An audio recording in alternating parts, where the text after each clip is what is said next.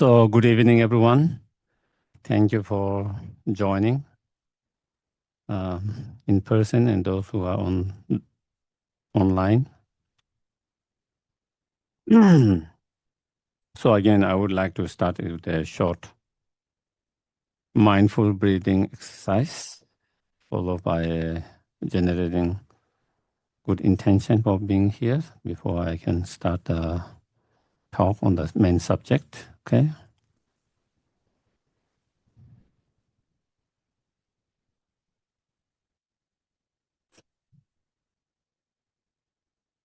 Try to make yourself relax, comfortable as much as you can.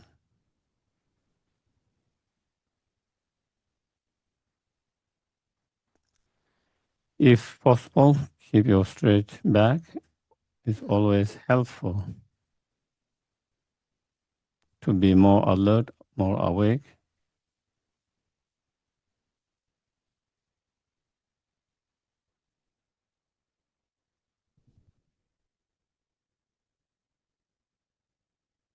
While you try to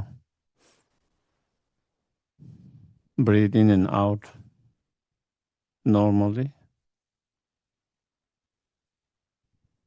try to keep your mind attention, watching the breath mindfully.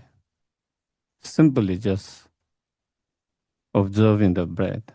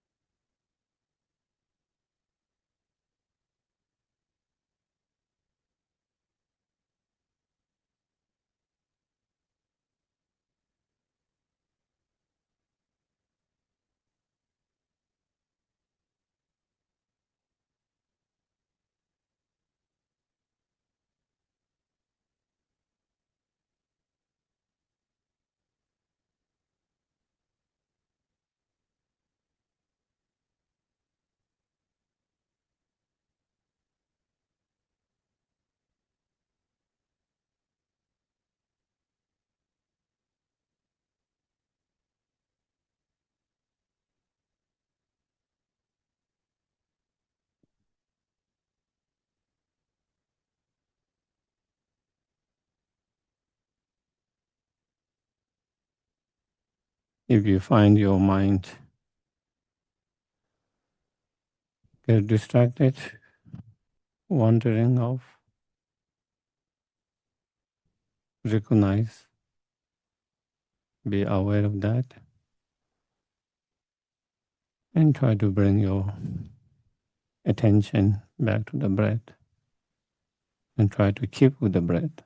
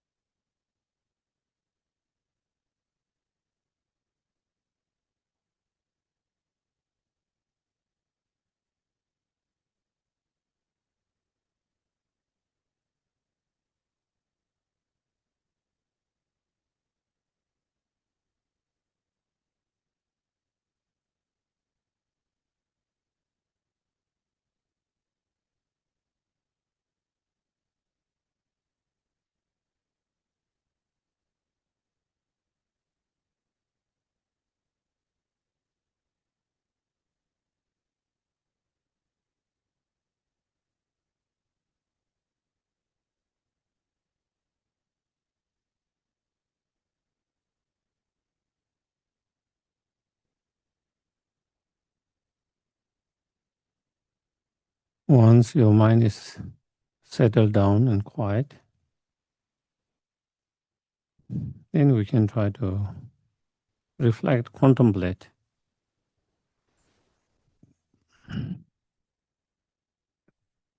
When things goes difficult in our life,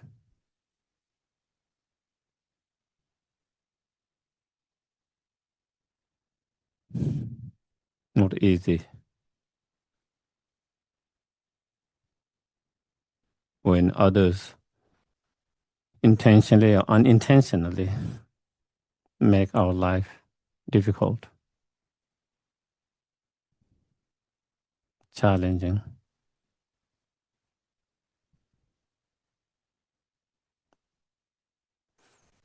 not easy.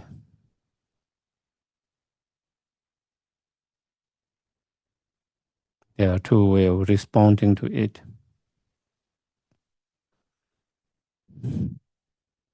Either we respond with frustrations, anger, hatred,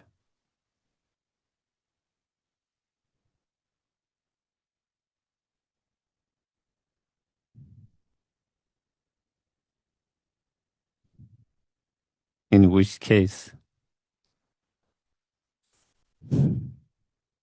we experience all the mental anguish and the pain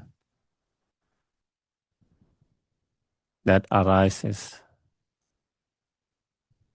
because of that frustration, anger, hatred.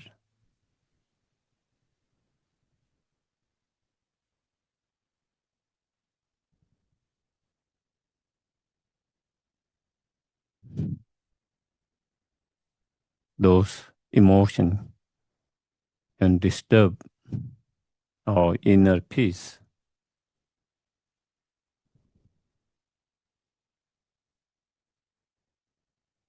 take away our inner joy, happiness,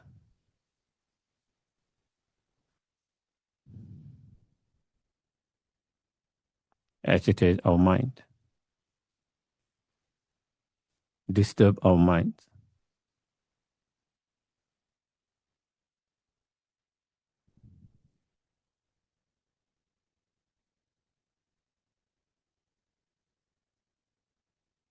can make us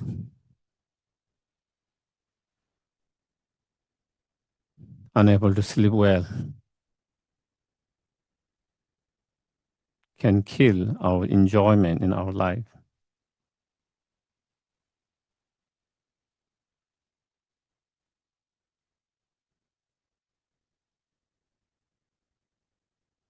can make us easily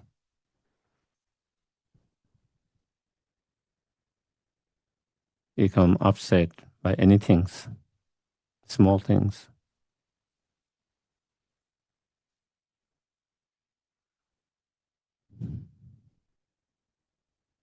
thereby also disturbing people around us so easily.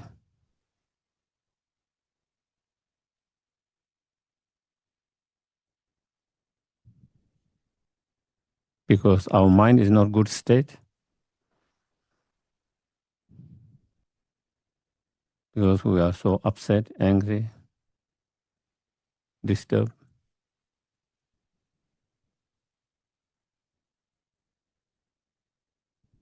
Even sometimes when people try to be nice to you, that can also trigger our mind to see it negative,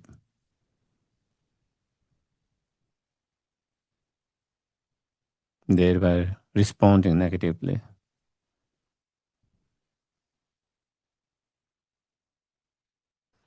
thereby hurting and harming others.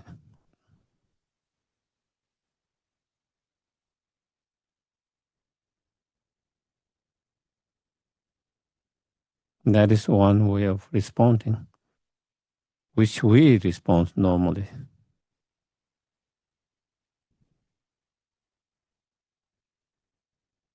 Or we choose and put effort to respond differently.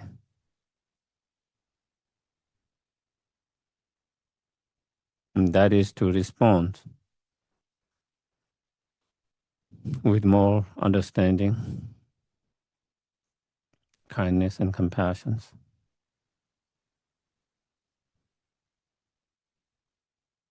We have also that choice to respond to those situations, those individuals,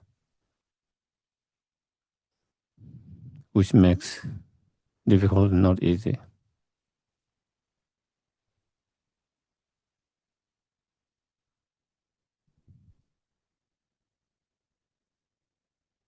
If we choose and make effort to respond with more kindness, compassion, understanding,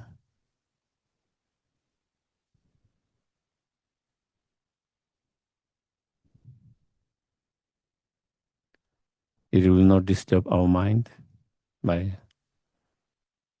those instance, individuals, situations.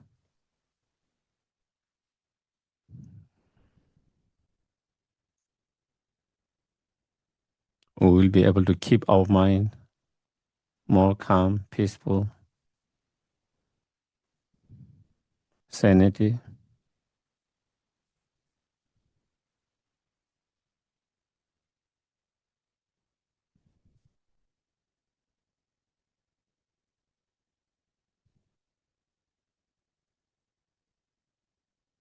and with that peaceful mind, undisturbed mind, more calm mind,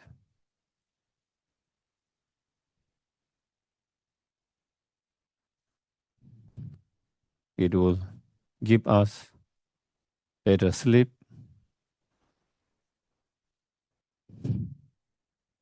enjoy more in our life,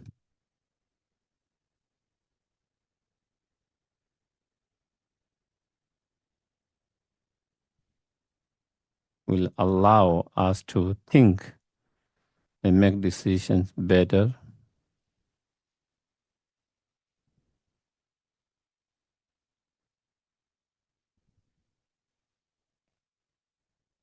see things better, not only short term, long terms.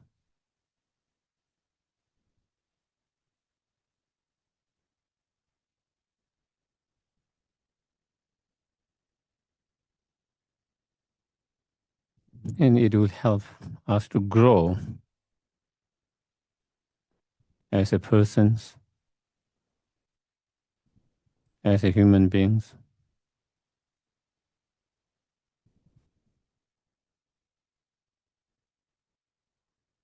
to become more kinder, more compassion,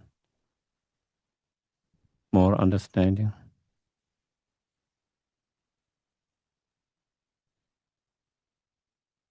It will help to develop those qualities more stronger and stronger.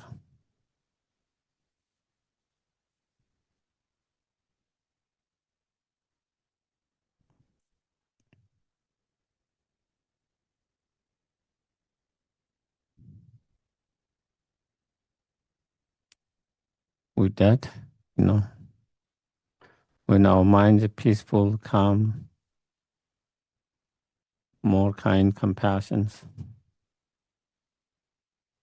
we have the ability to not to get disturbed easily by small situations and things.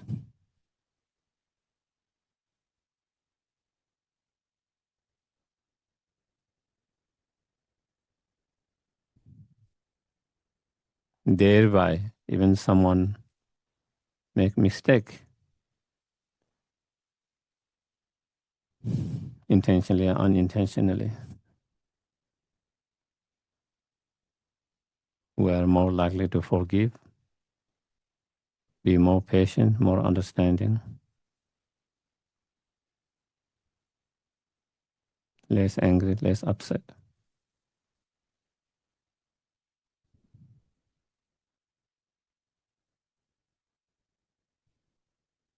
Thereby, not hurting them, harming them.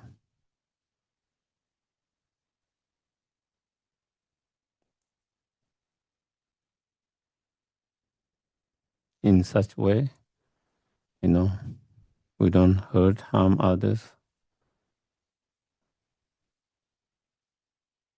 or less, and we are able to keep our own mind more peace and in more sanity.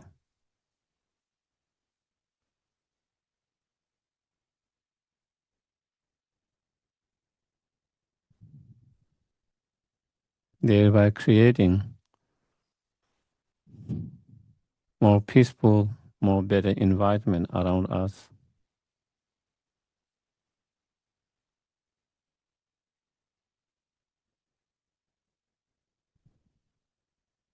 Within the home, families, within the community,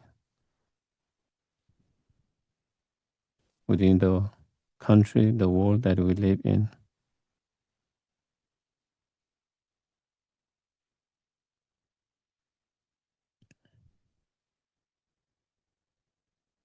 That instead of adding more fire to the anger that is going on,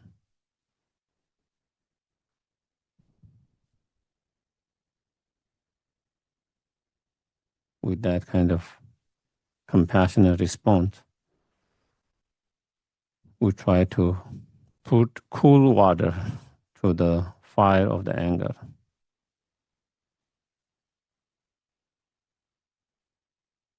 Instead of giving more fuel, gas to the fire.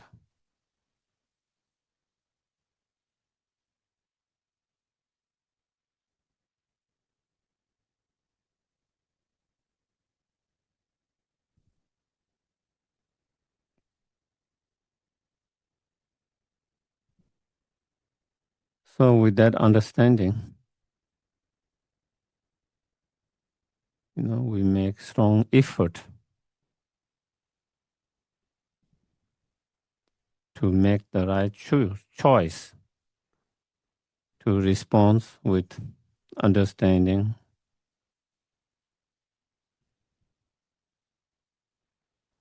compassion, and loving kindness, no matter how difficult it might be. Sometimes it might not be easy to respond that way, but it's the best way for oneself and to the world that we live in.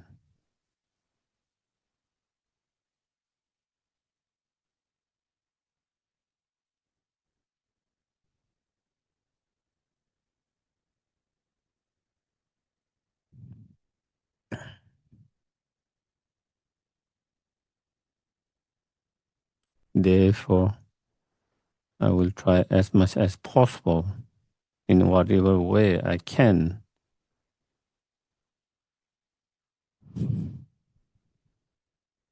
to develop these qualities, inner qualities of loving kindness, understanding, compassion,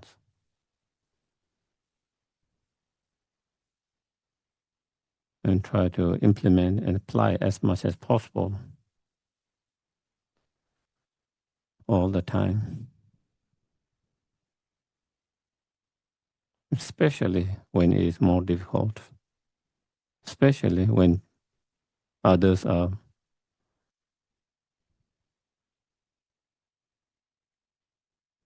more cruel and mean.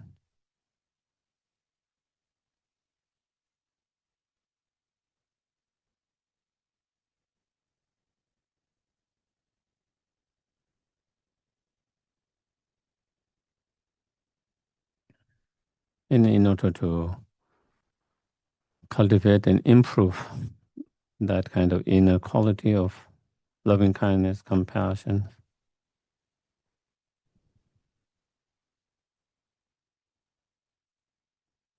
I need to contemplate, meditate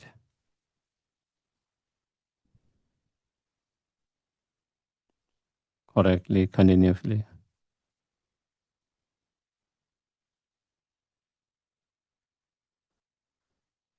And for that, I need to continue to study, learn how to practice. As well as we need to remind the importance of practicing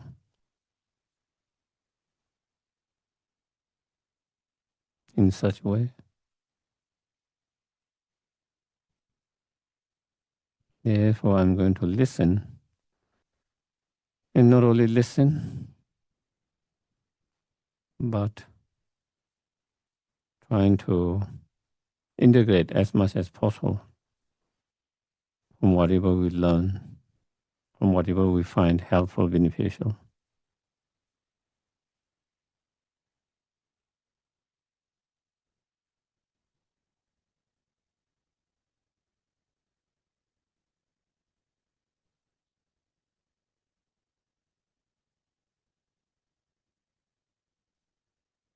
Okay, we do the refusion bodhicitta motivations. Okay.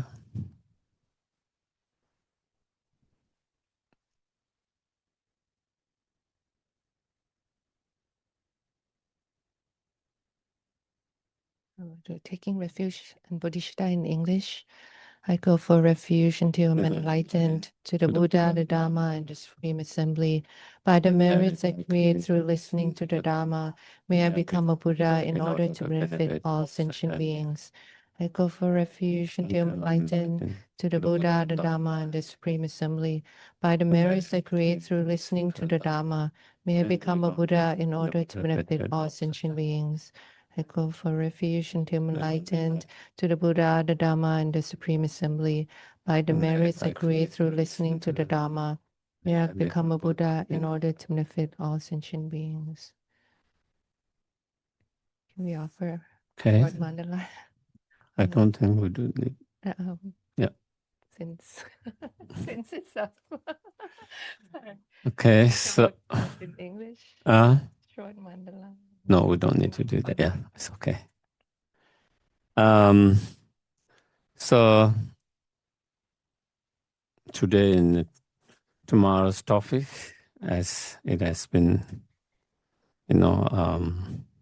practicing compassion without falling apart.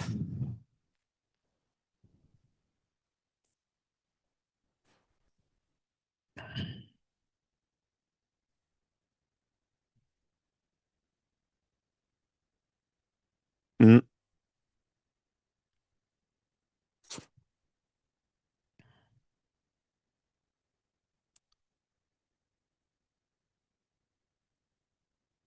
When you are able to develop true compassions, unconditional, unbiased, true compassion, that is founded on rooted on the firm foundations of understanding and wisdom, then, our compassion will not fall apart. But when it's not rooted in that, when our compassion is not rooted in that kind of strong, firm,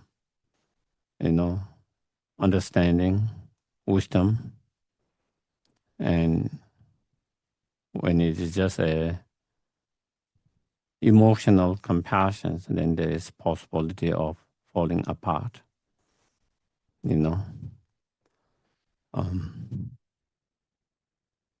where you become overwhelmed by that, the overwhelmed by the sufferings that one sees and feel and experience, and that can make us fall apart, being overwhelmed,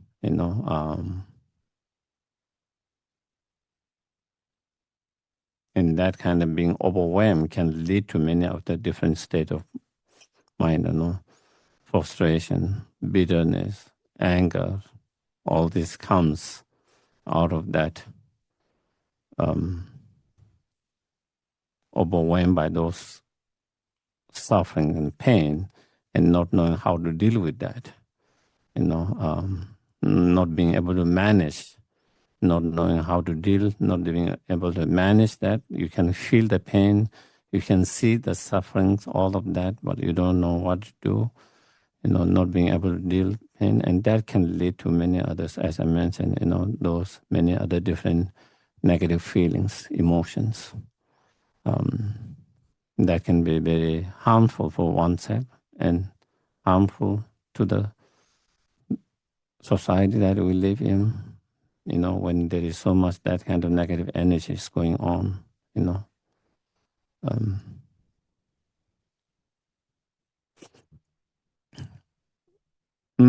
ready to explode anytime. And sometimes you are not even aware, that something that can explode, become out of your own control, because you have been holding there for so long, suppressing it or whatever those negative feelings.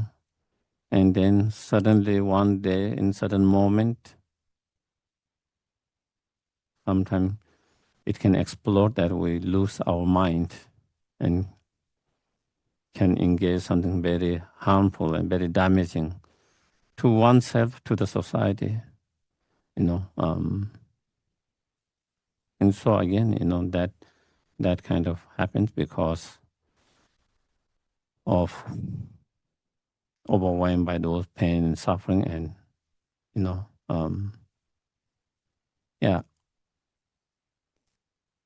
not having the tools or not being able to manage and how to deal with that. And so that can happen. That can happen. Or sometimes because of that, in order to protect ourselves, then we create a wall. Then you become almost emotionless. That is what we do, because of you see and you feel so much pain and you don't know how to deal with overwhelm. And then one way of protecting yourself is create that kind of wall and pretend you don't see that, pretend that it is not there, and then we become emotionless in a way, we become,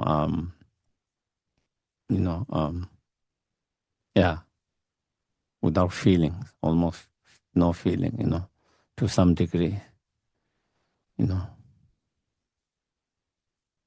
So both is not a healthy, both of them are not healthy. Healthy for oneself and also not healthy for the society, the world that we live in,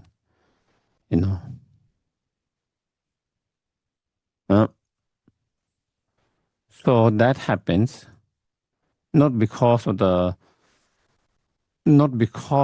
true, unconditional, unbiased compassion that is rooted, very strong, rooted in understanding and the wisdom.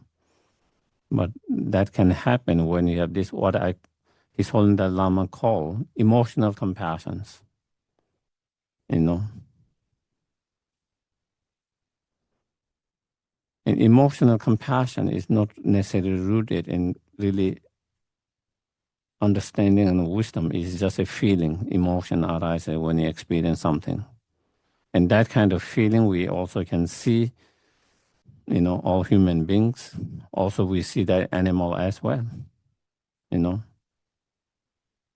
You don't need to kind of meditate or train to have that kind of compassion. You see some pain and suffering, and then there is that feeling arise and you respond in a certain way,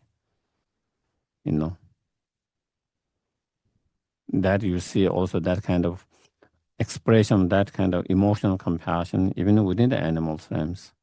when they see another animal sufferings, they can see, they feel for that and desperate to help or desperate to act or do some things, that they do because they feel the pain in there, And so do we human beings,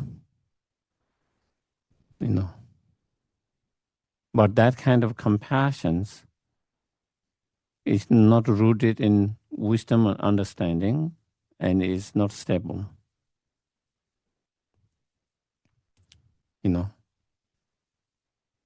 And that kind of compassion can be biased, unstable, and not necessarily rooted in understanding or wisdom,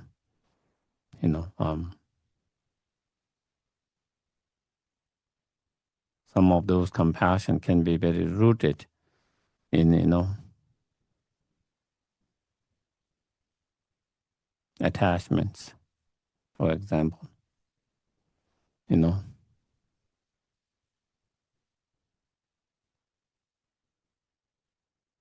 If you have attachments, then you feel more compassion to those objects that you are very attached to when you see their pain.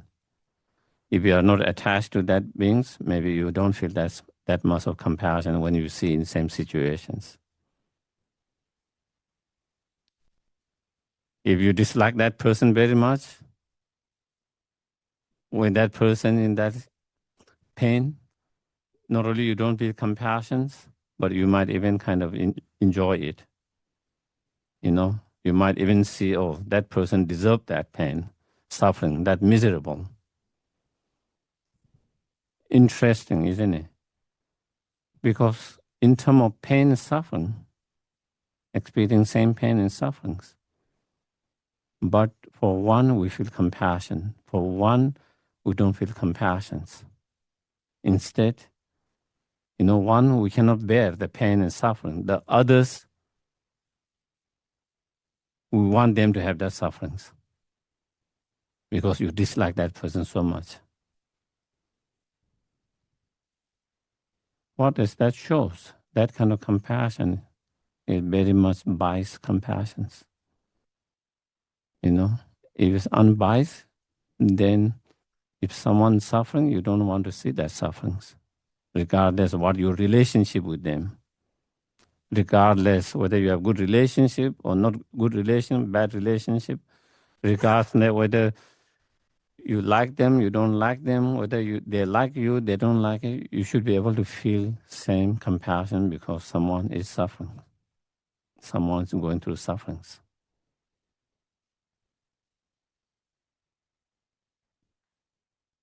And so what does that show is that kind of some of those our emotional compassions are kind of biased and not really rooted in a deep understanding and wisdom, and also very unstable, those kind of compassions. You feel compassion now, and in next moment that person behaves certain way, and your compassion gone, anger, replaced by anger, First moment you feel compassion because you see in their pain and sufferings. But then they behave in certain way or they act in certain way.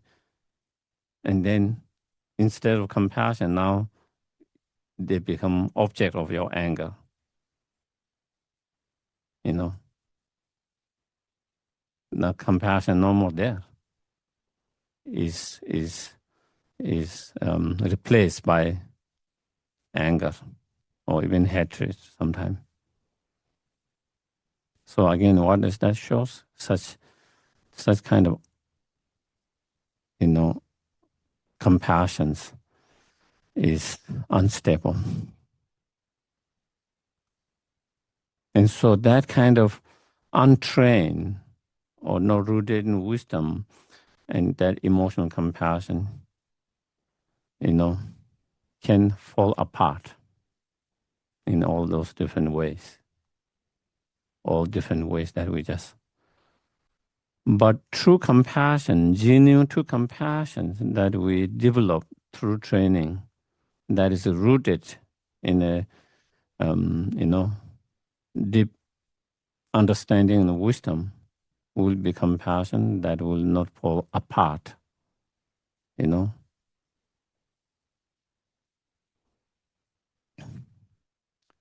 While you are able to experience, or feel, while you understand and feel the pain of all sentient beings, but still you will not be overwhelmed by that, because that compassion is very much supported or rooted in the wisdom. That wisdom help you not to be overwhelmed those sufferings, the pain. At the moment, because our compassion is not supported or rooted in that wisdom, therefore, when we see too much pain and suffering, we feel overwhelmed by that.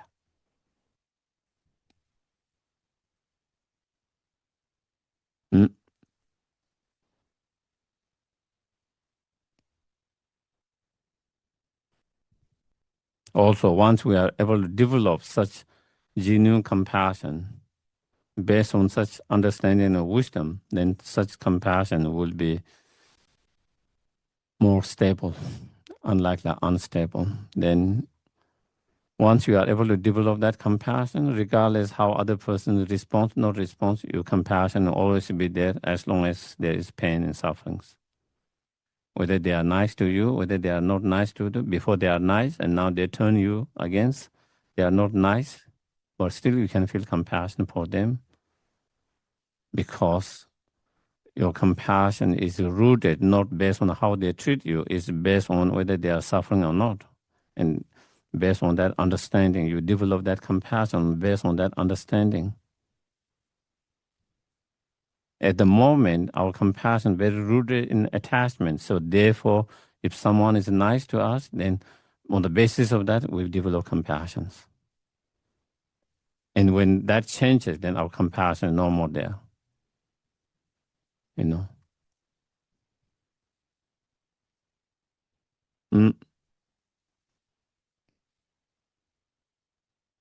And so that is what, the true compassion, genuine true compassion is unconditional, unbiased, and very rooted in the wisdom.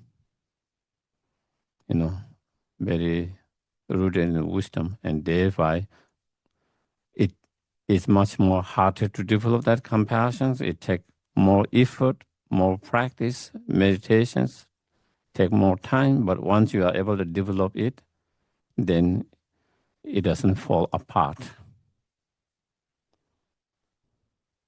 But the ordinary compassions can fall apart in different way, because they are rooted in those,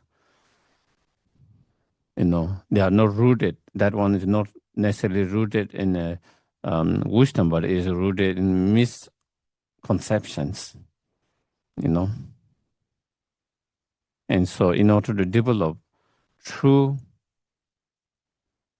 genuine compassion that does not fall apart, then we need to have that wisdom is rooted in wisdom, not on misconceptions, but instead is rooted in the correct understanding, wisdom.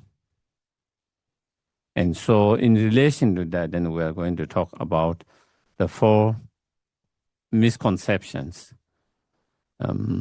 that lead to, problem, suffering in our life, as well as that lead to, anger, attachments, all those other negative emotions, and those such as attachment, anger, then become an interference to develop unconditional, unbiased love and compassion.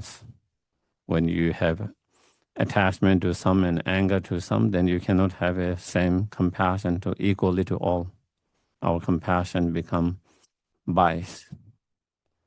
But in order to be able to develop unbiased, unconditional, true love, compassion, then, it must be rooted in the right understanding, wisdom, not on misconceptions.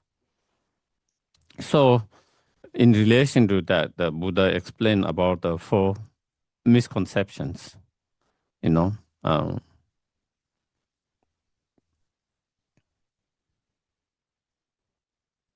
about,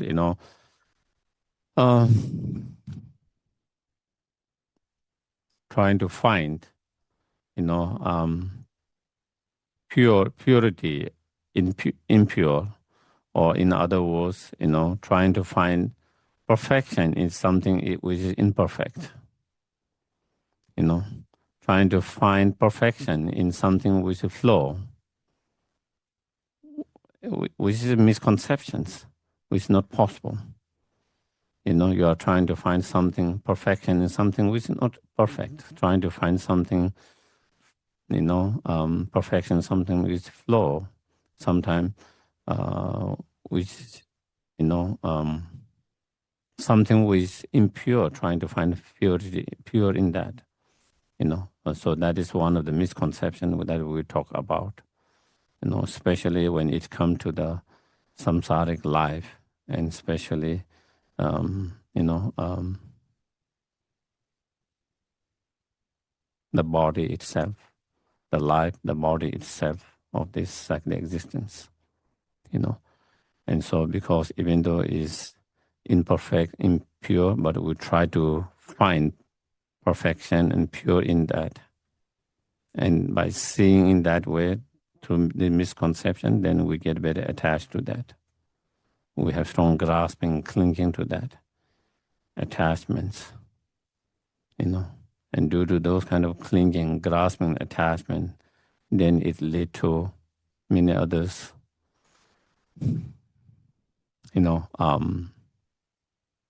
feelings, fear, worry, anxieties, many other things, Mm. So we'll talk a little bit that. And also, the other misconceptions is, trying to find, satisfactions in the object of dissatisfactions,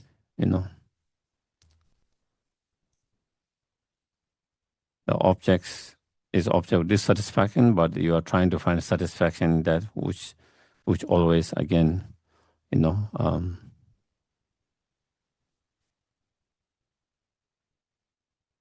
lead to, again, disappointment, pain, sufferings, and trying to find permanent in something which is impermanent, and trying to find self in something which is selfless. So those are the 4 misconceptions, that give rise to many unwanted pain, sufferings, that give rise to many of those disturbing negative emotions. And due to all those disturbing negative emotions and those misconceptions, then it stops us from cultivating true, unconditional, unbiased, true compassions.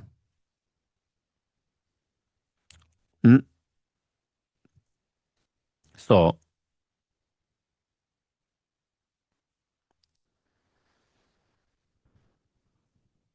maybe first we talk a little bit the first misconceptions,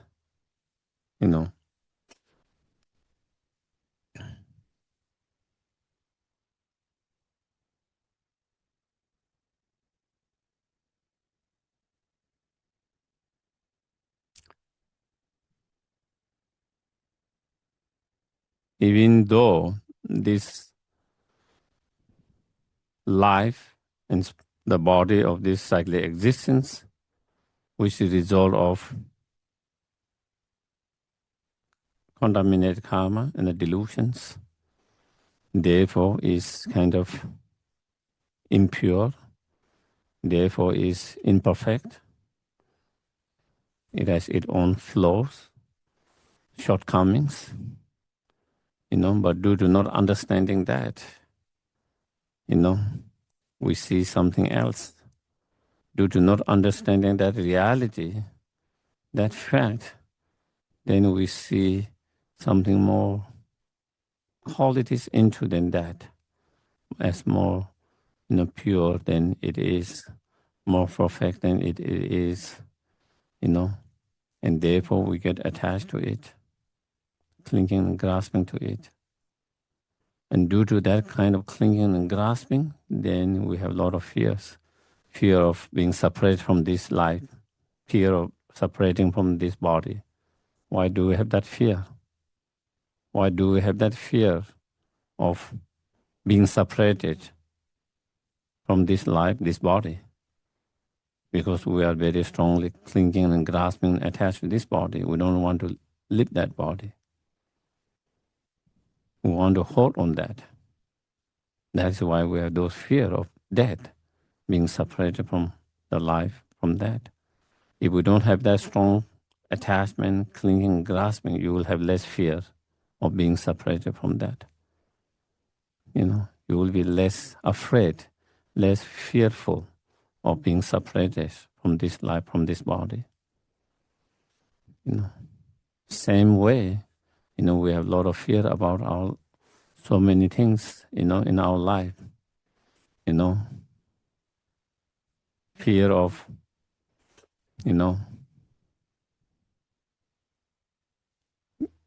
getting gray hair, losing hair, which it happened both to me, So we have fear of that. Why? Because again, we're attached to our appearance, certain appearance of this body, We have fear of, having too many wrinkles, all these different things. And we try to protect them from having, we try whatever possible to have less wrinkles, not to get bald, not to get gray hair. All these things we spend resources and that because we're attached to certain appearance of this body, certain appearance of this body. And because of that, we have fear of becoming something than what we want, how we look, So we have a lot of fear of many things, being too skinny, being too chubby, and all these things. Why do we have those fears? Because of, if someone is not attached to that, they will not have those fears. They will have not those fears. It doesn't mean they don't take care of their body. They will still take care of their body because it's important, But they wouldn't have that kind of strong clinging, grasping. Therefore, they don't have all this unnecessary fear and worry, anxiety in relation to all of that. Whether it's your body, whether it's the bodies of others, by understanding this samsaric life, this samsaric body is not as desirable as we think. It's not as attractive as we think, and thereby get so attached to it. By understanding, that this body is the basis of all the problems. Because of such body, we get sick, Because of such body, we get all sick time to time,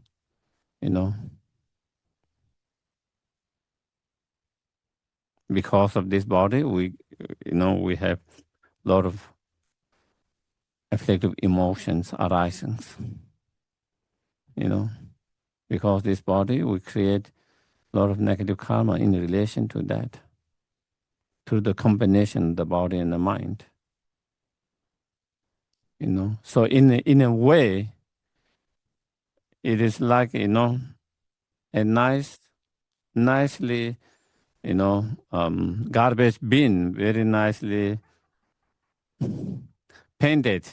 You look outside, oh, it's so beautiful. But once you open it, you smell and you see all the garbage, everything there. Until you open it, from distant, it looks nice, beautiful. Oh, I want to have that. I would like, but once you open it, then you want to run away. All kind of smelly things there. One way of understanding is like that. We only get distracted by the outside appearance. But if you try to understand more deeply the nature of it, go more deeper, then it is not as attractive. It's not as attractive. Once you understand it's not as attractive, then you have less attachment to it. Less attachments, less pain, less sufferings. Less pain, less suffering, less attachments.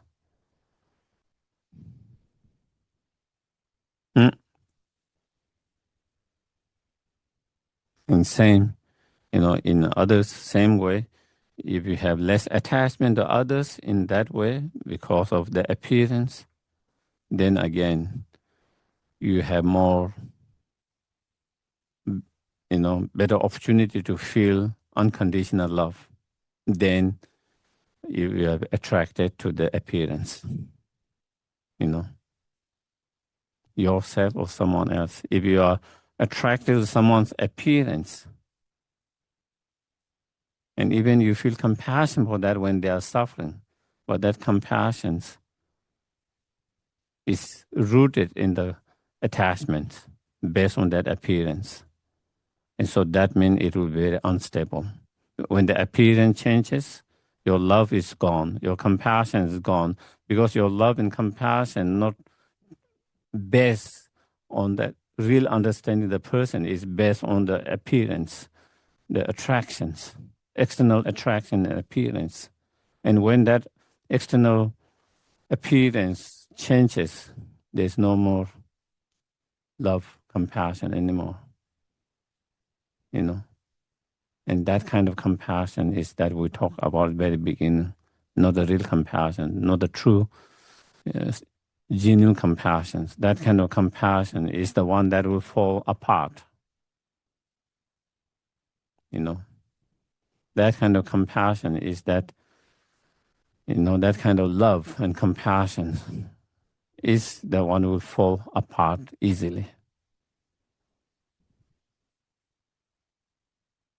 But if we don't want to have that kind of compassion, but if we want to develop true compassions, then we need to have less attachments, less anger, both.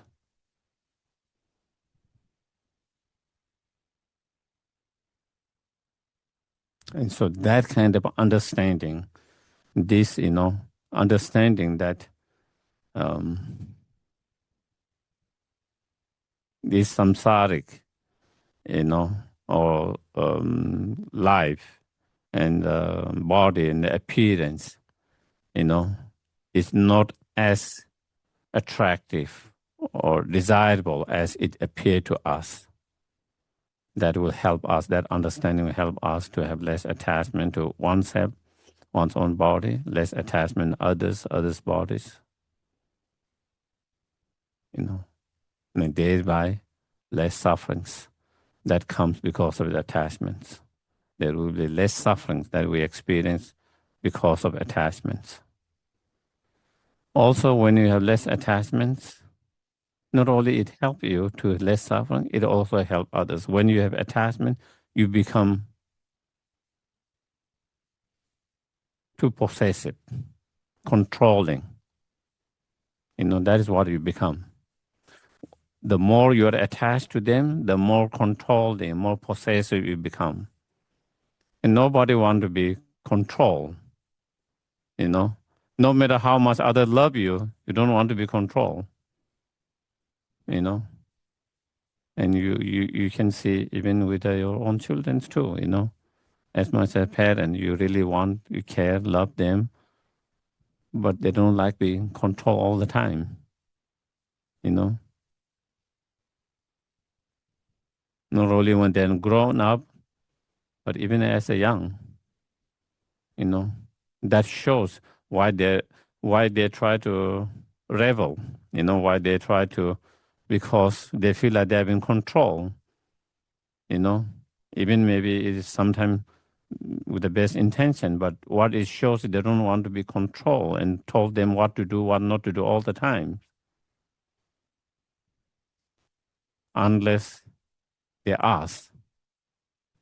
Of course, as a young, the parent have to make the decisions because maybe they might not be in full capacity to make the right decisions. So parent does help in that. But what it shows in their mind, they don't want. They don't have options, so therefore they have to listen, do what they are told. But you can see it from their response reaction. They would rather not be told what to do, what not to do, when to eat, when not to eat, what not to eat, if they have options, you know. So that's what I'm trying to say. That shows we as a human beings, as a sentient beings, does not like being controlled, okay, and being so possessed and controlled in that way. But attachment have that kind of qualities, is wanting to control and wanting to possess, being possessive and wanting to control that. So in that way, it also then, you know, make the other person, the object of your attachment, uncomfortable, you know, unease, you know. So in that way, what we understand is it does not only it hurt, harm you, make you painful, but it also can make the other person painful and hurtful. That a lot of time we think attachment is only about, oh, it hurt me, harm me, but it's not hurting and harming others. But if you look deeper, there's that, you know, there's a little bit of sense of control and possessiveness, which the other doesn't want.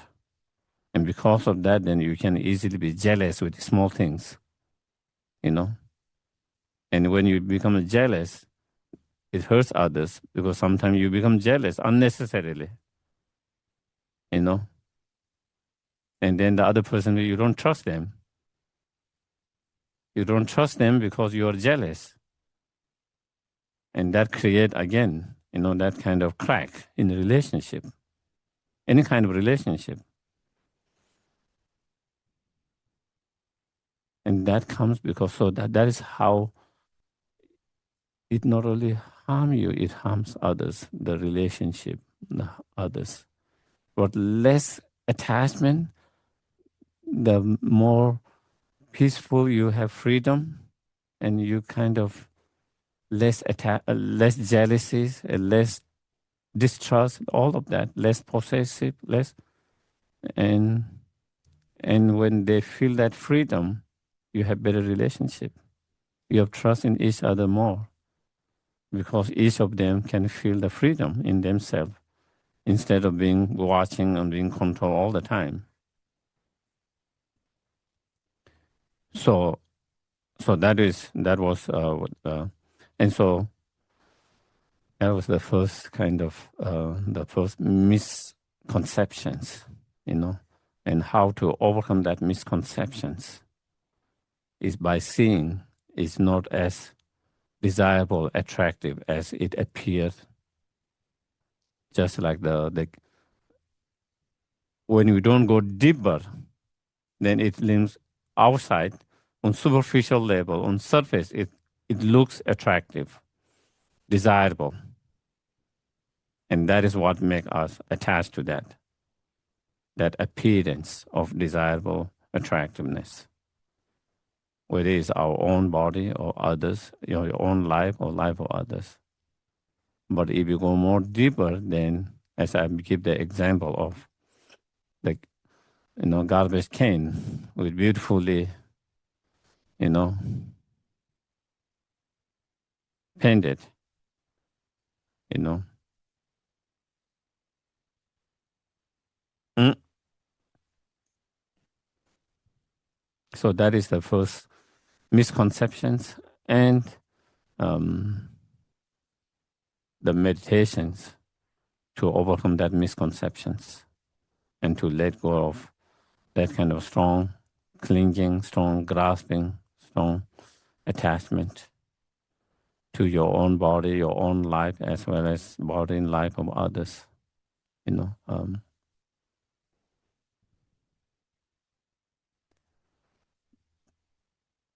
Attachment is bondage.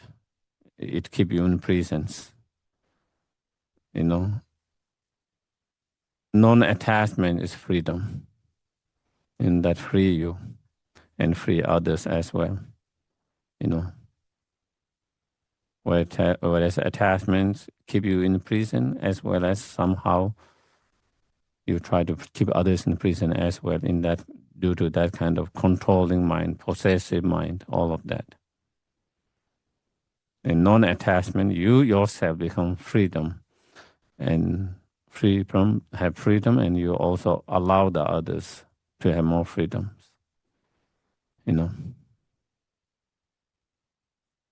Without fear, worry, distrust, jealousies. Anyway, if someone doesn't want to continue, no matter what you do, they will go anywhere. No matter how jealous you become, no matter how much you try, it doesn't work. If they have made their mind, but it hurts you, harms you, make you painful. So anyway, so that is the first misconceptions. Second one we can talk about, is trying to find satisfaction in a object that never can give you satisfactions.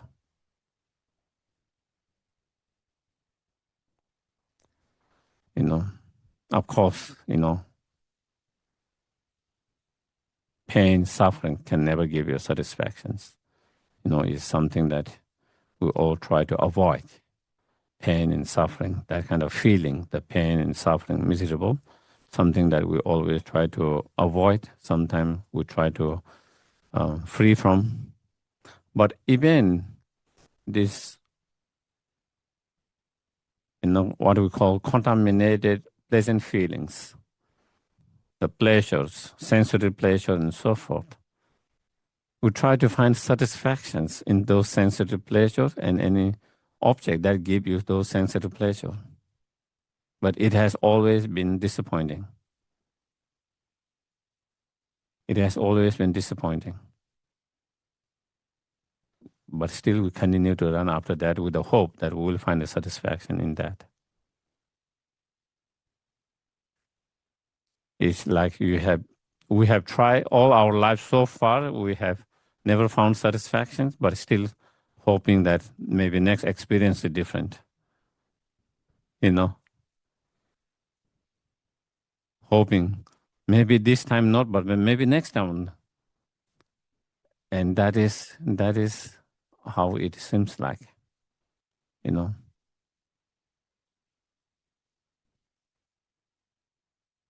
We thought, if I have, if I am able to live with that person, if I am able to have this job, if I am able to have this house or be able to have house here and there, all of that, I will be very happy, satisfied. And we pursue in that, hoping with the expectation, hope that will make you happy and give you satisfactions if you have all of those things. And many of us have achieved that, all of those, but are we fully satisfied now? No. We are not fully satisfied now. Now you wish maybe I should have different job. This is not the job I want. Before you are really fighting for it. And same in a relationship. Now you wonder, did I make the right decisions? Should I have gone somewhere else? I have done something else. All those different things. Maybe you had your dream home in your dream place. Now you are feeling this is not the dream place. This is not the dream home. I would like to have someone else, another house, someone else, some places, not here, and so forth. So it hasn't given the full satisfaction and joy, happiness that you thought it will give if you have all of this. Why couldn't it give you all the things that you felt that you will be happy and satisfied if you have all of this, and you all have all of that? Why you feel still dissatisfied? Why do you feel so still unhappy? Why? Because we are trying to find satisfaction in something that cannot give you satisfaction, true satisfaction. You're trying to find true happiness in something that cannot give you true happiness.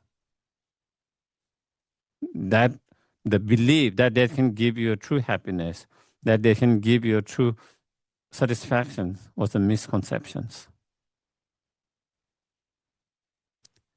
So our life is driven by that misconceptions, constantly.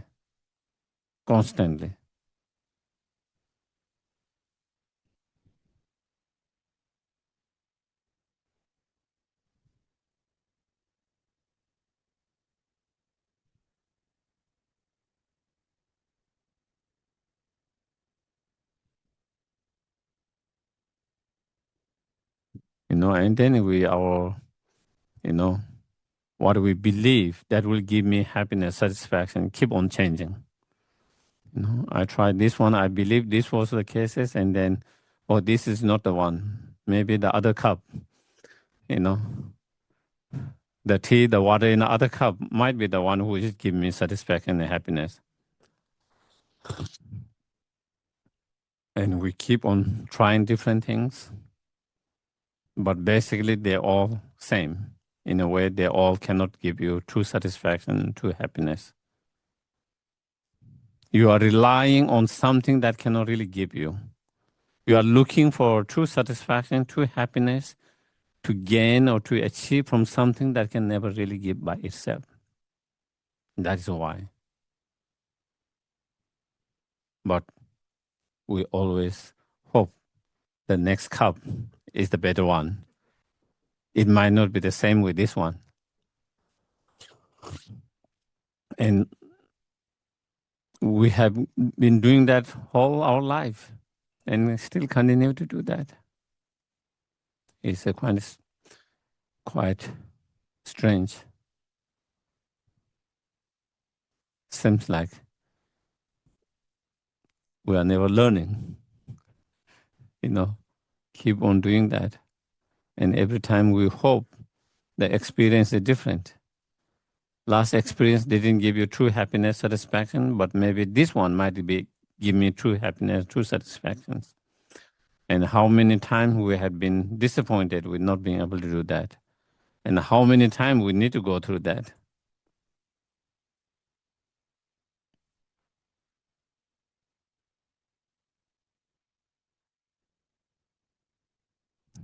And because of that our mindset,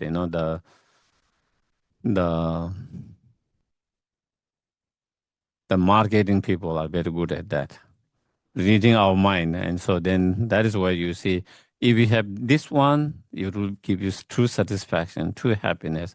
And that is how they market. And then maybe at the very beginning you don't believe, or maybe you are not convinced, but after many times, maybe you started to believe, you started to think, maybe that might make my life better. That might give me more joy. That might give me more happiness.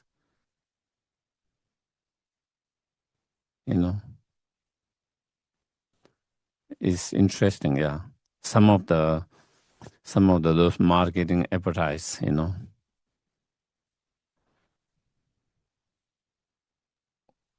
I find how can people get, so hooked by that? It seems so unreal, but still, I guess people get because they are spending so much money.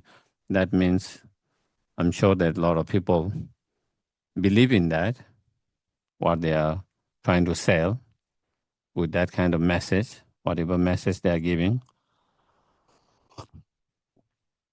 And what does that show is because, those people who are expert in marketing, they read people's mind and then they try to come with that something that attract people's minds, attentions, attract, and that is what they come with. And so that what they show is we are always looking for some kind of satisfactions and joy in those experience and object that give those, you know, sensory pleasures.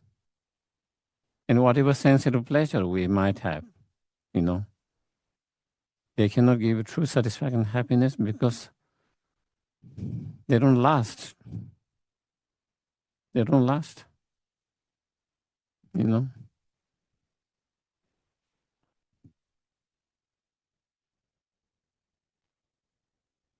They are transitory, you know.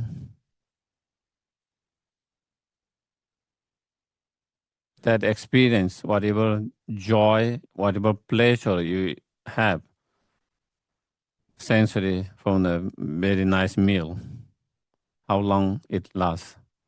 If it lasts half hour, that is good, you know. If it lasts half hour, that is good. Maybe first few bites, you know. Sometimes you are disappointed even with the first bite, you know. You are already disappointed with the first bite, and supposedly you are not disappointed. You enjoy it, you like it, and then how long that lasts? That kind of pleasure, that kind of joy, and then it's gone. So something that doesn't last, how can that give you true satisfaction, true joy, lasting true joy, satisfactions? It never. And you can think of all different, kind of sensory pleasure we enjoy, you know.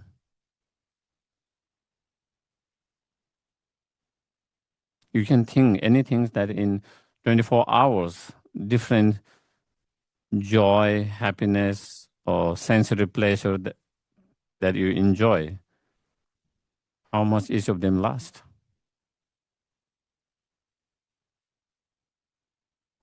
How much each of them last? None of them last forever. None of them last for long. Some of them few seconds, few minutes. If it lasts for a few hours, that is a good result. Most wouldn't last that, And so how can you find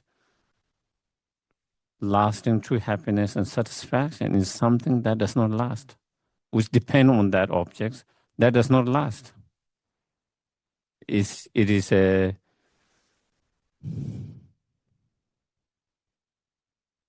useless attempt,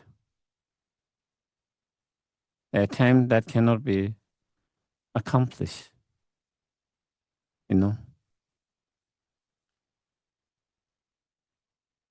So therefore, again,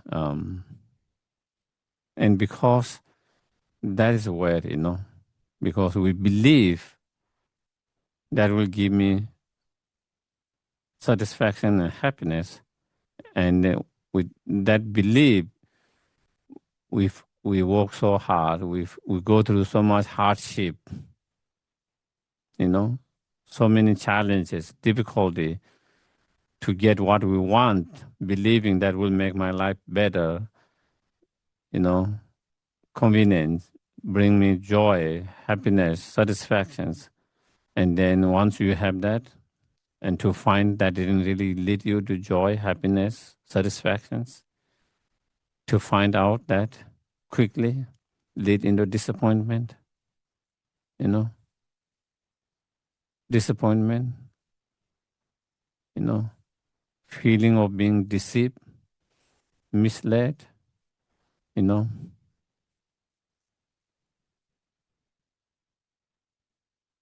So again, so then we experience, dissatisfied, unhappy, miserable, again and again in that way like that, Um, so then to overcome that, is to understand that those objects cannot give you true satisfactions, true happiness. They can only give you temporary sensory pleasure. That is all. Temporary comfort, temporary little bit of comfort, temporary little bit of pleasant sensory pleasure. That is all it can give.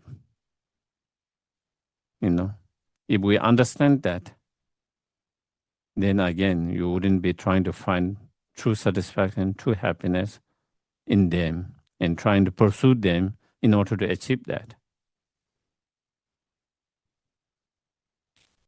And therefore, if you want to really pursue true happiness and true satisfaction, then to understand what you need to pursue is not that, but within your mind. True happiness, true satisfactions come from within. And that's where we need to work on with our mind.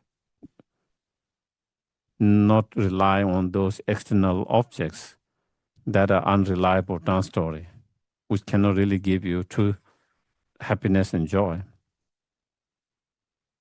But at the moment, we still kind of somehow believe there and we are still chasing that.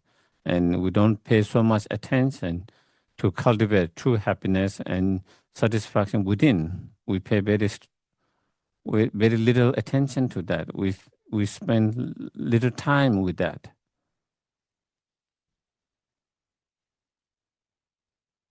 We struggle to find time, energies to work with our mind and to find real satisfaction and happiness from within. Most of our time is kind of spent, time, energy, resource spent after chasing something external with the hope that that will give us joy and happiness, and which has not been the case so far. And from Buddhist point of view, that will not be the case in the future. It's like you have already tried, experimented so many times, and you know that, but still hoping that next one is going to be different. It's just another deceptions.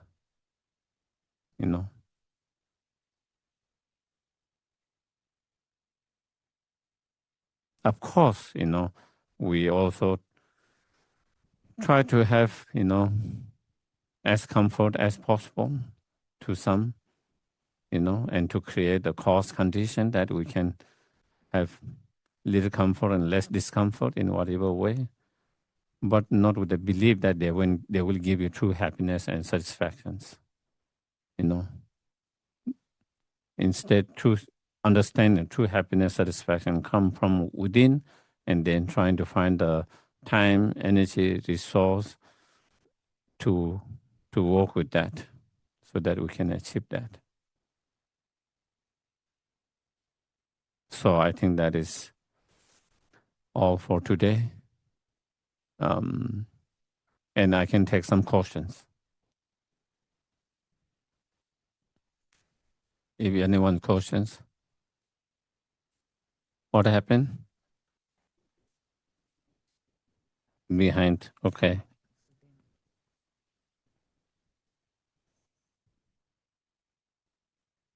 Okay.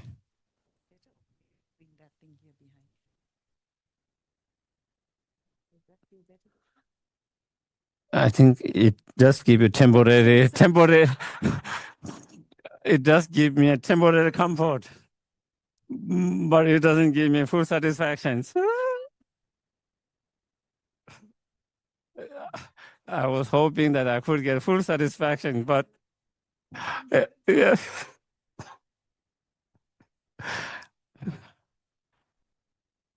So anyone in person or in online, please feel. Thank you, Geshe. So regarding the first misconception that you talked about, attachment to body, ours or others, if I think about that in like a romantic relationship, I get it. But some of the examples you gave about kids as well, right? But when we have attachment towards them or want them to do something, it's out of care more, right? So how do we balance that care versus, oh, okay, not care, you do whatever you want. So Yeah. they don't feel they are being controlled by parents. Yes. Yeah.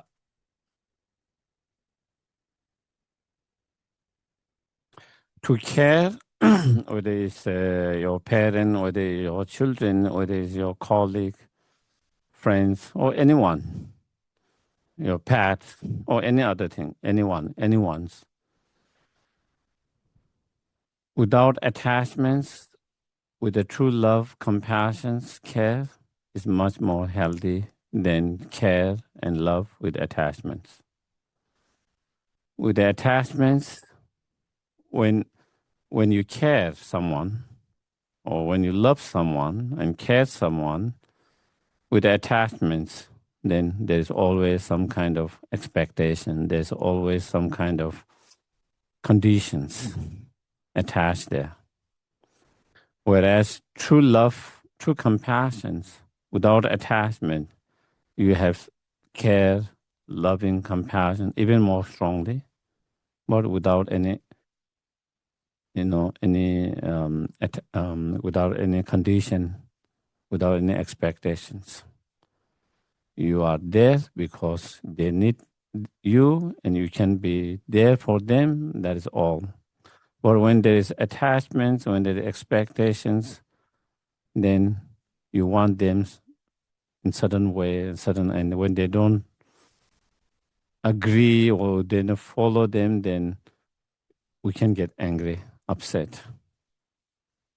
And that angry and upset comes because there is some conditions there, expectation conditions there. And so therefore your love, which you feel care and love that you had before, can be gone because now you are upset and angry with them. And that changes because there is a conditions or expectations. So with attachment, it comes with always with that kind of expectation condition. Whereas we can develop true love, compassion, which is not based on attachment but based on wisdom, understanding. Then that kind of love, compassion, and care can be most lasting and true, without expectations.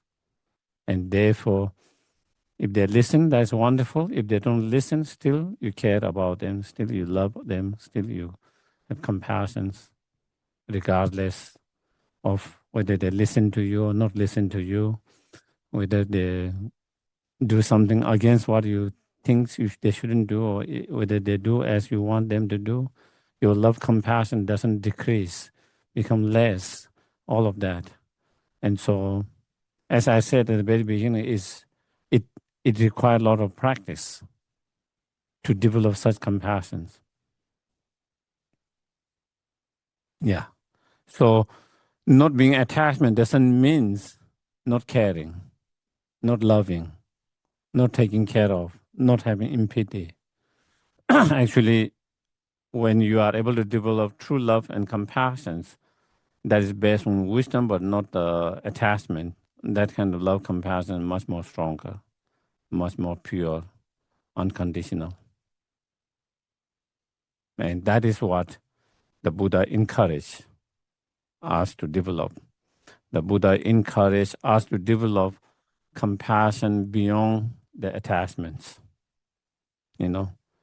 There's a compassion that comes from the attachments. There's a love that comes through the attachments. But the Buddha encouraged us to go and develop love and compassion that is beyond the attachments, that is beyond the conditional, beyond the,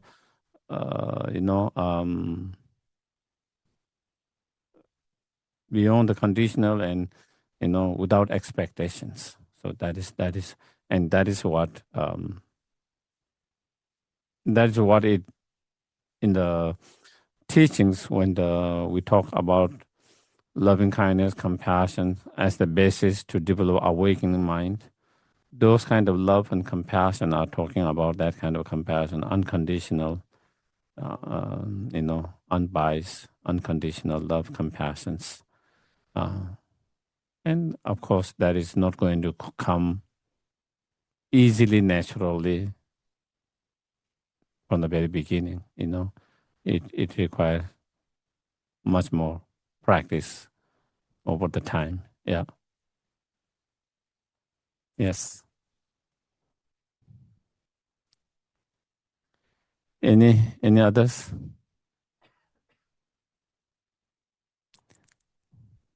I have a question. Yes, please. Geshe. So Yes. you talked about like the eating of food and the satisfaction, the sensory satisfaction. So like there's the sensory part, and then there's the sort of mental like pleasure or satisfaction that you get at the beginning, that they seem so coupled together. Like, can you talk a little bit about how to decouple them in the moment? Uh-huh.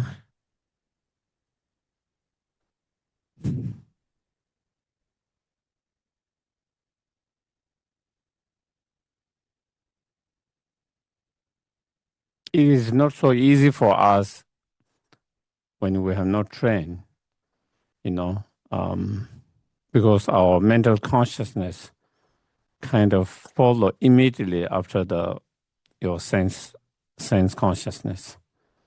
If you try to even just, if you just try to look at some object without any thoughts, it's very hard. It's not about good and bad thought, but like, or it's small, or it's big, or it's nice, it's not nice, or it's little creaky, or, it's not in, I see that photo not right correctly, it's too high, too. So, like that, just watch it without any thought. And same with the music. If you try to hear music, sound, smell, taste, touch, without any thought, simply just observing with your sense consciousness, perceiving that without any thought is not easy, because we are not trained and we are not used to that. Immediately your consciousness would follow. And there isn't even, it's hard to find there is a gap between those two things. It's almost immediate because it's so quick. Consciousness anyway very quick, and so therefore sometimes it's harder. But if you train, then there is a gap between that, between the senses that you perceive and the consciousness that follow that. And so if someone learn with that, not to have any thoughts in that and simply just perceive, with your sense consciousness, then you will slowly have a control over that. And then you can control not to allow, not to fall, You sense it, you just experience it, but, it's good. Not having that kind of thought is good, bad, or helpful, beneficial, whatever the different conception that we have in relation to that, is so that it is possible to do that, but then it requires a lot of training, simply being able to perceive the object with those senses, sense consciousness, without getting involved of the mental consciousness. So, again, as I mentioned, one way of training is just, look at things without having any thoughts. I've tried to do something, but it's not easy. Is it okay to have not, the stop thought of not having a thought, good or bad, or all of that, but not to have any thoughts, is somehow your mind's label or say something, is white, is green, all this kind of thing. You are not saying good or bad, but like it's white, it's big, it's small, or some kind of thought label, and not to have any label, just simply just be there, just looking at it, just like a mirror, that reflect there, and that's all it does is reflect there. It doesn't differentiate and say it's big, bad, small, good, white, red, anything. It just simply just reflect there. And to be able to do that, that sense consciousness, to reflect the object there, but not have. And so that requires a lot of training. But it is possible if one can do the training. Yeah. Yeah, that is all I can kind of say. Yeah. Oh, it's here.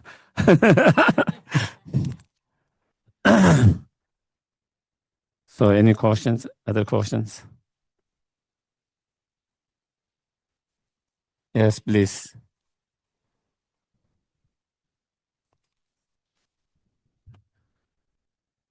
I was trying to understand the connection between compassion and not being satisfied. So I was not able to figure out. So if you could please clarify, how does one lead or impact the other? Mm-hmm. Yes. I was talking about the true compassions, okay? That is unconditional, unbiased. When there is attachment, it becomes biased. So in order to have unconditional and unbiased compassions, then one should be able to get rid of attachments. As long as one have attachment to someone, then you have aversion to the others. And as long as we have that, then you cannot have compassions. And as long as you have attachment to someone, then it's hard to have unconditional compassions. And that is what we're trying to. You want to develop unconditional, unbiased, as well as unconditional compassions. When you have attachment, then it's hard to have unconditional compassion because due to your attachment, you have expectations and conditions attached there. And so therefore, it's hard to have this kind of unconditional compassion that we're trying to develop. So that is where the connection is. Yeah. To develop the compassion that is beyond expectation and conditions. In order to develop that kind of compassion, then we have to go beyond the attachment and not have the attachments. As long as we're attachment, then your compassion is still bound by that expectations and conditions. Yeah.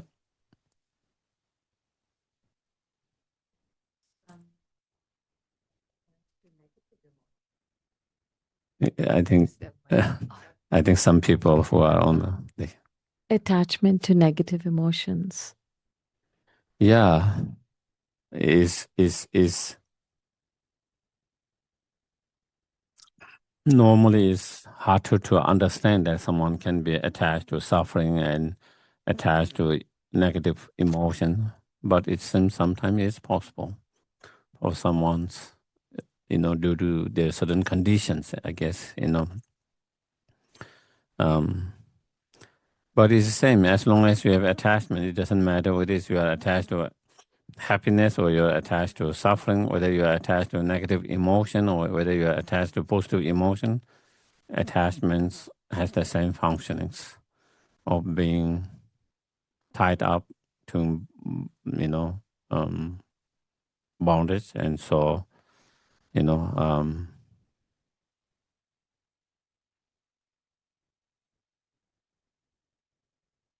yeah, but I don't know. I cannot understand and explain completely why someone is so attached to suffering, pain, or someone is so attached to negative emotions. Sometimes in negative emotion, maybe sometimes there's misunderstanding, misconception. For some people, they think maybe anger is needed. Anger is kind of power to make things happen. They feel compassion and weakness. There's sometimes misunderstanding. If your compassion is sign of weakness, people will exploit you. People will take advantage of you. If you are, angry, then you can protect yourself. There's sometimes that kind of misunderstanding. Sometimes there is some misunderstanding. You need the anger to make things happen. If you are not angry, then you cannot make things happen. So it's just like, I think for some people, they need to take some pills to be more strong. To defend themselves. That is what they do, drinking or thinking. When they don't have enough strong mind to confront, where maybe someone is taking advantage of them, or someone is exploiting them, or someone is doing, and so they are unable to confront them, and so therefore they need the help of some other, substance. Sometimes they take pills or some kind of drinking, and that give them the, what do you call, confidence to confront them. In same way, sometimes people feel that anger is needed in that similar way, to make things happen, and so again, due to that, sometimes it can be attached to that, because based on those kind of misconceptions, but again, and some of them, I don't know enough. Someone who is being attached to the pain and sufferings, sometimes why someone will be so attached to the pain and sufferings. There might be some explanation, but I'm not aware. But there is sometimes. That is what I hear.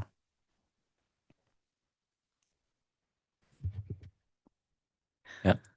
Thank you. In my own exploration of the attachment to negative emotions, I found it was more that I was attached to a familiar way of seeing myself rather than to the emotion or the action. And so I had to visualize myself as somebody without the anger and allow that to be, and allow myself to feel myself and recognize myself and become that person. But it had a lot of letting go of a familiar person who carried the anger. Mm-hmm. So I think my attachment that I had to let go of was to an angry self Mm-hmm. that was familiar. Mm-hmm. Mm-hmm. More than a specific action. It was like how I saw myself had to be let go of. Okay. Does that help? Yes. Thank you for sharing that. Yeah. I think maybe as you mentioned, I think sometimes we get attached to comfort. There are certain things we are familiar and comfortable with. And so then we don't want to let go of that. It's hard to we are attached to that, because it's something we are familiar, we are in comfort, we know very well. Getting out of comfort zone is not easy. And I think maybe that is, we identify ourselves in certain way, and then probably sometime That is what we identify with, and so maybe we are more comfortable with that and letting go of that, and to be someone who is not comfortable, not knowing, unknown being that can can make us possible. Yeah, makes sense. Yeah, thank you. Yeah. So I have a question related to the feeling of compassion in terms of like how we spend energy and time on, let's say we can call it like compassionate action, and whether I guess it's poorly formed question, sorry.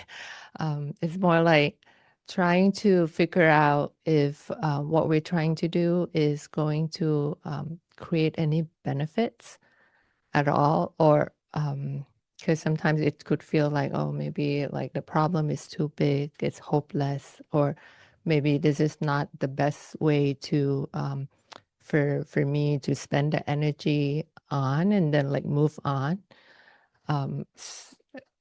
So how do you kind of reckon with these things to figure out like what is the most beneficial thing for me? Because I'm not sure. I think sometimes to have compassion, maybe is it just a mere practice in the mind and not really spending the time and energy. Let's say, looking at the climate change, and it feels like, well, I'm not sure what I can do. Mm-hmm. Yeah, for sure. Compassion is state of mind, for sure. But if we can bring that compassion actions, we should, But in certain situation, you can only feel it. There is not much you can do. It's possible there are certain situations with certain time in certain situations. Let's say, one our loved one is going through their last stages of life. You cannot really do much to bring them back. Of course, you can try to be there and do whatever you can there to make them comfortable and whatever you can. But as much as you feel compassion, as much as you want them not to go away, but there's nothing you can do about it. You can only feel for that, their pain, sufferings, and even sudden pain and suffering. Maybe there's not much we can do about it except and feel the compassions. We can only do small things that can make small difference. Even maybe experts, doctors who are expert in that, even sometimes it come to a state where they can't do much. As much as they want to help, but it come to a point where they run out of anything to help to do that. So in those cases, there is not much we can do about it, except however comfortable, less pain that can be to contribute, but we cannot stop from doing that. So that in like that, for example, that is compassion. There are certain things that we cannot really do much, in that. But then there are certain things that we can make a differences, and then those things we can make a differences. We should try to contribute in whatever way we can, Otherwise, then, individually, maybe our contribution might be small to make big change. But with billions of individual small that things can make a huge difference. So our individual action might be one drop of water, which means nothing, no significance it can make. But 1 billion of people, one drop of water can make a huge difference. And so that is how sometimes we try to think it. I mean, too small, insignificant, my action is very small to make any difference. But at least I'm going to have my one drop of water, and that's what I contribute. That is what I can do. And then, not have too much high expectations of the result, outcome. We do what we can. And if we become too attached to the outcome, then that can be disappointing and can lead to, hopelessness, I've done all this for so many years. I've done this and this, but there is no result or outcome that I thought it will be or it should be, and that can instead, I do what I can and hope others also can do in what they can, and hope maybe there is some better result, outcome, changes, but not being so attached to that, and instead just doing what we can, even if it's small. Yeah, that is. Sometimes I try to give an example of like His Holiness Dalai Lama, and His Holiness Dalai Lama as shared, Of course, he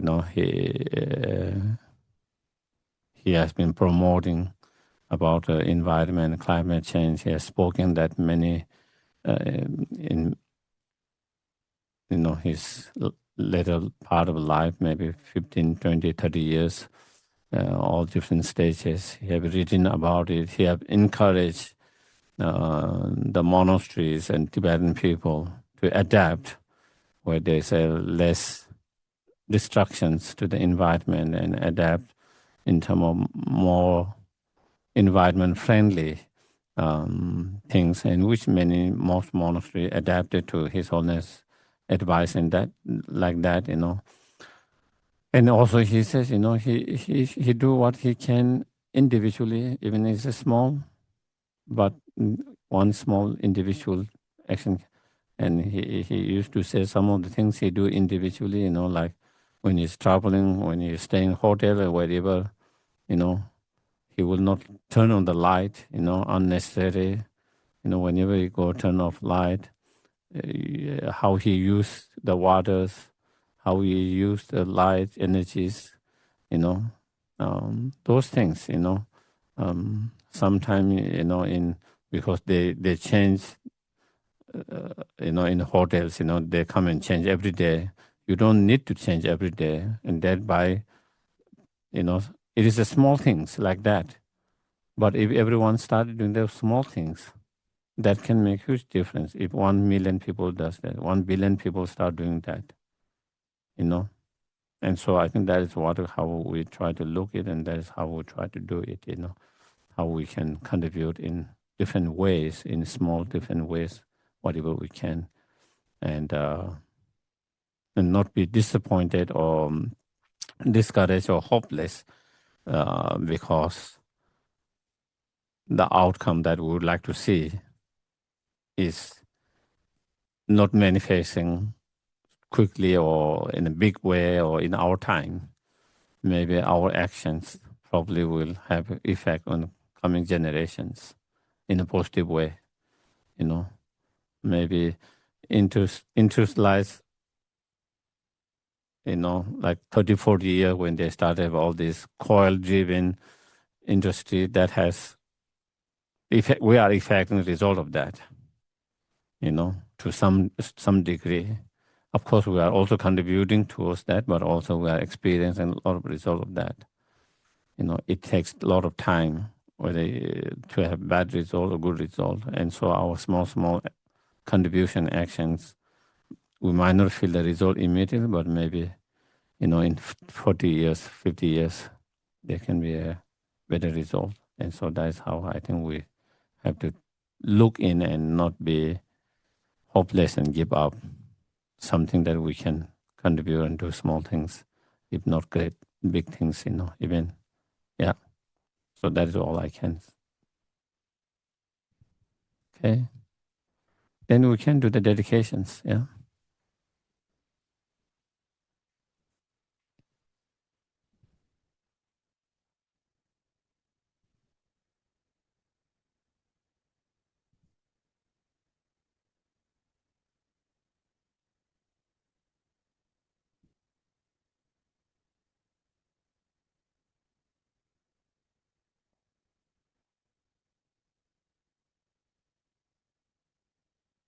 The guide to the Bodhisattva's way of life. May the blind see forms, may the deaf hear sounds, may the naked find clothing, the hungry find food, may the thirsty find water and delicious drinks, may the poor find wealth, those weak with sorrow find joy, may the forlorn find hope, constant happiness and prosperity. May all who are sick and ill quickly be freed from their ailments, and may every disease in the world may never occur again. May the frightened cease to be afraid, and those bound be freed. May the powerless find power, and may people think of benefiting one another. May no living creature ever suffer, commit evil, or ever fall ill. May no one be afraid or belittled, or their minds ever be depressed. If in those who encounter me a faithful and an angry thought arises, may that eternally become the source for fulfilling all their wishes. May all those who say bad things to me or cause me any other harm, and those who mock and insult me have the fortune to fully awaken. May I be the doctor and the medicine, and may I be the nurse for all sick beings in the world, until everyone is healed. May I rain the food and drink descend to clear away the pain of thirst and hunger. And during the eon of famine, may I myself change into food and drink. May I become an inexhaustible treasure for those who are That was poor the and long one. destitute. May I turn into all One things thing they that could said, need, and may these be this placed close beside them. May I be a protector for those without one, and a guide for all travelers on the way. May I be a bridge, a boat, and a ship for all who wish to cross the ocean. May I be an island for those who seek one, and a lamp for those desiring light. May I be a bed for all who wish to rest, and a servant for all who want a servant. And until they pass away from pain, may I also be the source of life for all the realms of varied beings that reach into the ends of space. Just like space and the great elements such as earth, may I always support the life of all the boundless creatures. For as long as space remains, and for as long as sentient beings remain, until then may I too remain to dispel the mysteries of the world. Okay. Thank you very much, everyone. Thank you. Thank you. Have a good night. Thank you. Thank you, Geshe. Thank you so much. Thank you.